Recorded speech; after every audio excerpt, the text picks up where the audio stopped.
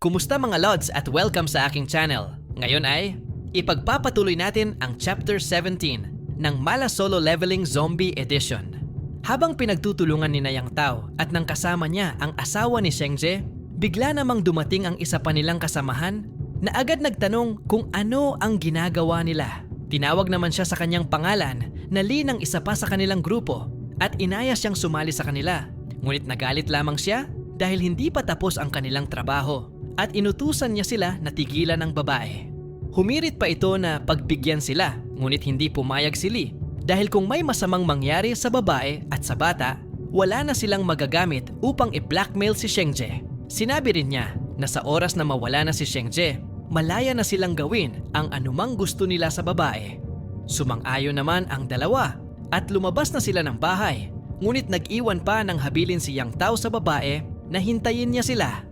Samantala, habang nagmamaneho ang ating bida, na-excite siya dahil umabot na sa 13 puntos ang kanyang stamina na mas mataas kaysa sa karaniwang tao na lalong nagpabilis sa kanyang reaksyon at kontrol.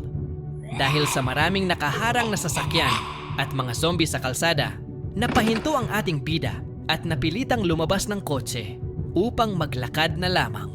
Bigla namang umatake ang dalawang zombie sa ating bida, ngunit mabilis niya itong naiwasan at sinuntok na nagresulta sa pagkakatalsik nito papunta sa isa pang zombie. Ginamit ng ating bida ang kanyang special ring upang kunin ang kanyang sandata, saka mabilis na sumugod patungo sa dalawang zombie at mabilis silang hiniwa na agad nagresulta sa kanilang kamatayan at napasabi naman siya na mas lalo siyang bumilis ngayon. Bigla namang may narinig ang ating bida mula sa lokasyon na 800 metro ang layo at nag-notify ang system na may random encounter task siya. Samantala, may 4 na katao sa loob ng isang grocery store na napapaligiran ng mga zombie habang nagmamadali silang harangan ang pinto. Nangiyak-ngiyak namang nagsalita ang isang bata sa kanyang tatay na mamamatay na ba sila, ngunit agad siyang sinagot ng kanyang ama na ayos lang dahil hindi sila mapapasok ng mga zombie. At kung sakaling makapasok man ang mga ito, ayos lang din dahil magkakasama na sila sa kanyang namatay na ina na lalo namang nagpaiyak sa bata. Sinabihan naman ng pulis ang tatay ng bata na si Song na magdahan-dahan sa kanyang pagsasalita dahil mas lalo lang nitong tinatakot ang anak niya. Napaisip naman ang pulis kung ito na ba ang katapusan nila hanggang sa biglang nagkalat ang dugo sa glass door ng tindahan at nasaksihan nilang nawasak ang ulo ng isang zombie na ikinagulat ng lahat hanggang sa tuluyang tumahimik ang labas. Inutusan naman ng pulis ang mag-ama na dahan-dahan nilang alisin ang mga nakaharang sa pinto. Pagkatapos ay sinilip niya ang labas upang tingnan kung may natitira pang zombie. At dahil wala na, lumabas na silang lahat sa tindahan habang napatanong kung ano ang nangyari. Nagsalita naman ang bata na kagagawan ito ng isang mutant.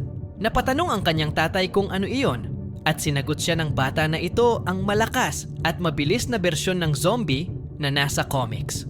Nagalit naman ang tatay niya at sinabihan ang bata na kaya pala mababa ang grado nito sa school dahil sa pagka-utu-utu nito.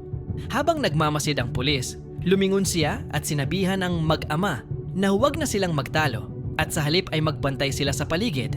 Baka biglang lumabas ang mutant na binanggit ng bata. Habang naglalakad sila, bigla silang pinahinto ng pulis dahil may nakita siya at paglingon nilang lahat, nakita nila ang ating bida na nakatingin sa system kung saan nakasaad na natapos na niya ang encounter task sa pamamagitan ng pagligtas sa 4 kanina sa tindahan. Nagsabi naman ang bata na ang ating bida ang mutant, ngunit sinabi ng pulis na isa lang itong survivor. Napatawa na lang ang ating bida sa narinig at sinabihan ng bata na malakas itong mag-imahinasyon. Masaya naman ang pulis dahil tama ang kanyang hinala at agad siyang lumapit upang sabihan ang ating bida na delikado ang ginagawa niyang paglalakad sa lugar. Kaya inaya niya itong sumama sa kanila dahil naniniwala siyang mas malaki ang tsansa nilang makaligtas kung magsasama-sama sila.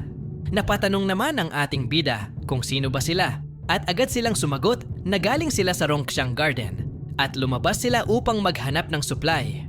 Muli namang nagtanong ang ating bida kung malapit ba ang Jinyu Mansion sa kanilang lugar. At agad sumagot si Song na malapit lang ito at inaya niya ang ating bida na sumama sa kanila dahil poprotektahan sila ni Lee, na agad namang sumang-ayon ang ating bida at nagpasalamat.